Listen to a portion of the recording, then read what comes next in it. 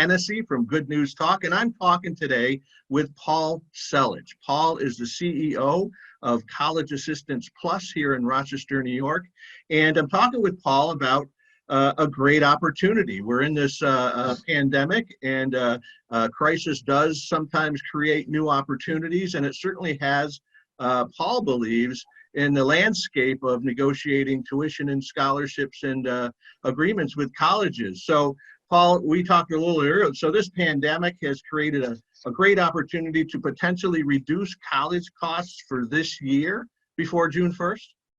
It has, Mike. In fact, I thought you were going to quote our friend Rahm Emanuel by saying, "Don't let any crisis go unused." This is a crisis of phenomenal proportions. I mean, we've been around for a lot of years, and we've never seen anything to even come close to this. But what it's really done is underscore the fact that our model that we created 16 years ago is more profound than ever, and that is approach college and the college selection, paying for college, all based on return on investment. Approach it as a huge consumer purchase, somewhat similar to buying a house, and use those principles. So what's happened with the pandemic, those principles have really become emphasized now because of what the colleges are facing. We mentioned a little bit earlier in our discussion that colleges are really positioning for an online distance learning future. So that means if you're sending your son or daughter to Syracuse next year for $73,000 a year, they can go on the college campus. They'll be in a dorm room, but they won't have traditional classes. They'll do online distance learning classes. And and people, I was talking to a family yesterday, and they said, well, it's still a college experience. Well, it is, but think about the college experience with interacting with other people your age, and going to the gymnasium, all the social activities. That is not going to occur as it has in the past. The sports, the games, that's such a huge part. It's not going to be there, at least this year, I don't think. Exactly. And what we're perceiving is that there's going to be a lot more pressure and attractiveness put on community colleges, because we've been talking about that for years since we've been in business. 1 year at a community college really creates a scenario where the student is looked upon as a competent college student, not just a high school graduate, and you can go and negotiate for an appeal for a better package once you prove yourself in college. So everything's changed, and one of the big things we see, and we're hearing this from colleges and research we've done, in 2019, there were 1 million international students attending college in the United States. 376,000 of those were Chinese. Now, I don't know what the shutdown's gonna do in the future, but certainly a lot of those young people are not going to be allowed back in the country. So that's going to place extreme enrollment pressure on all but the top 1 or 2% of colleges. Small schools. You've told me before, and this is 20 to 50% of some college campuses of international students. And you also told me before that these international students, they pay the full freight. They don't really deal. They're coming from families abroad that are the elite of that world, and they pay full freight to send their kids here. So if you lose 20 to 25 or more % of not only those students in the seats, but the revenue that comes with it, that creates a lot of new leverage for folks that are negotiating with colleges. Yes. And you know why we think we're right on the target with this positioning that we've looked at is, I was talking to a family today in West Seneca out by Buffalo. They're a client of ours, and they said to me they have 3 daughters in college. They're all clients of ours, and they said they've gone back to each school now. Their daughters have been home for 13 weeks, home doing distance learning back to SUNY Plattsburgh, DUville, and Columbia University. And they've gone to each of the schools and asked for a rebate. I mean, there's no room and board, there's no meals, I would. And every one of the schools said, we won't give you a rebate, we'll give you a credit towards next year's enrollment. So what that tells me is these colleges are really struggling with cash flow. And their balance sheets, because I looked at their balance sheets are already weak from last year. They sent a lot of refunds back last year, but with the stock market dropping right now, the way it is right now, and their endowments and their trusts, they're in a really weak negotiating position, aren't they? Exactly. And what I would share with everybody in the audience is, it doesn't matter what school your son or daughter is going to or attends. The process and strategy that we use can certainly open up more opportunities for scholarship monies. No question about it. Well, and that's one thing that goes through my mind is that this landscape, this environment is unprecedented for it's a buyer's market, but you have to know the landscape and you have to know the geography in order to apply that and get the best deal in college. Well, let me just draw another analogy. The other day, Mike, I had to go in and drop something off at my lawyer's office in Henrietta. And I went down West Henrietta Road, Automobile Alley, which you know very well. It broke my heart to see all those car dealers. They're all dark, Mike. Nobody's selling anything. And there's thousands and thousands of automobiles on those lots. Think of that as an analogy with what the colleges are faced with, right? They're going to try to open, that's for sure, because they can't afford not to open. But what's the model they're going to be trying to sell to their clientele? The other thing that's handicapping them, there's really no way to do orientation. So, they used to do a lot with marketing, right? They bring the kids on campus. They'd have the athletes come out, the cheerleaders. It was a big rah-rah event to try to get you to go to Lemoyne or St. John Fisher or Nazareth or whatever. That's not open to them now because of the social distancing. So colleges are really got both their hands kind of tied, and then they're also facing a tremendous cash flow issue. And so it's a buyer's market. We know that if you know the right questions to ask. And colleges are going to be going deep into their waiting list too. No question about it.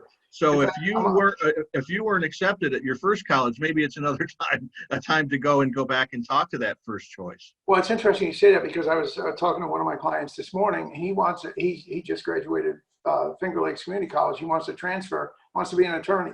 So his initial top choice colleges were the University of Maryland, American University, but as a backup, he also applied to Keuka.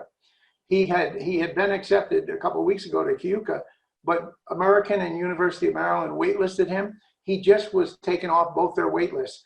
It goes directly to what you're talking about, Mike. They're going deep into the wait list, which they never did before. So that's, all these present buying opportunities as far as we're concerned for our clients. So, Paul, this leverage that you're talking about that purchasers of tuition in colleges have right now, it's not just for seniors, is it? It's for current college students. You're saying that the current students can make a better deal right now? Absolutely. Well, I always use this story.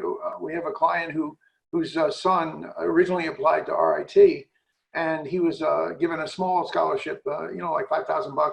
Which basically says RIT doesn't want you. I mean, it's, $52,000 a year. And we had him go to Genesee Community College for a year. And what happens is once he succeeded at Genesee Community College, he now becomes a successful college student, not a high school graduate.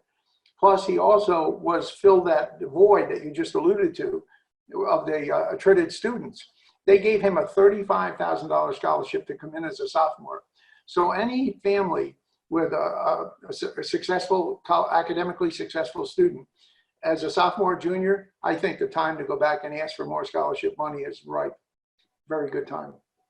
So, Paul, I'm going to wrap up. This is, again, don't let a good crisis go to waste. And this pandemic has created a situation where folks that are navigating for college right now, it's an unprecedented time. It's a new normal, and there's lots of new normals. It's complex.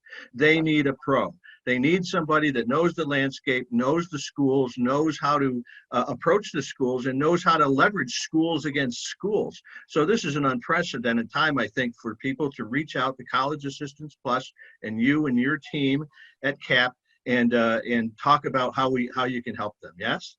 Well, I would agree with you. And one of the reasons we know we're right on is we have over 5,000 clients. So we can go back and look at the previous offers over 16 years. And we're seeing a 25% increase now in offers from every college we dealt with before.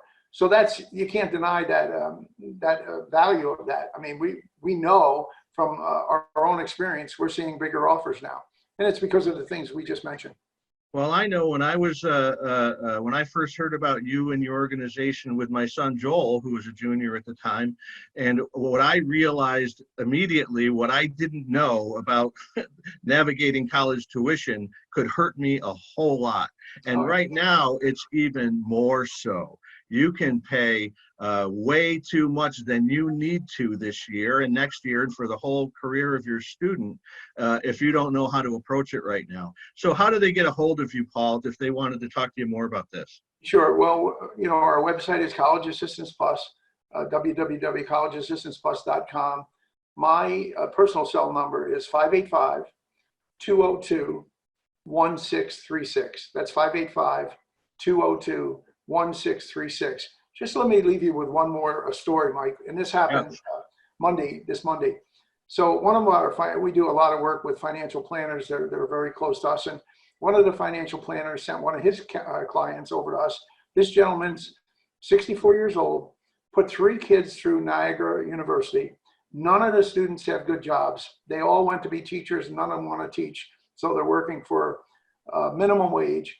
And he and his wife, now he's 64 years old. He's a drywall specialist, contractor. So his question to me was, I'm paying $2,700 a month for all their loans, which I co-signed for. His question to me was, how can I get out of this? And I said, well, it's like any co-signing situation. If you co-sign, you are responsible for making those payments.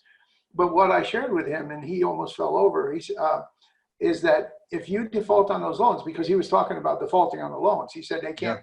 I said, well, the government loans, and that jeopardizes your Social Security and Medicare. And at his age, that just petrified him. Yeah. So what we try to do is get out in front of that. It's almost like I call it the financial opiate of America. There's $1.6 trillion in student loans. Almost 40% of those are in default or in deferment. So it's a big issue, and we welcome people to contact us. Even if you're not clients, we'll help you every way we can.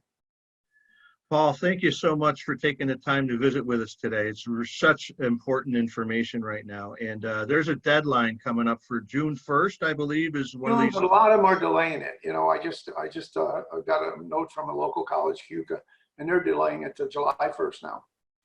And yes, you can get 30-day extensions, I think, as well.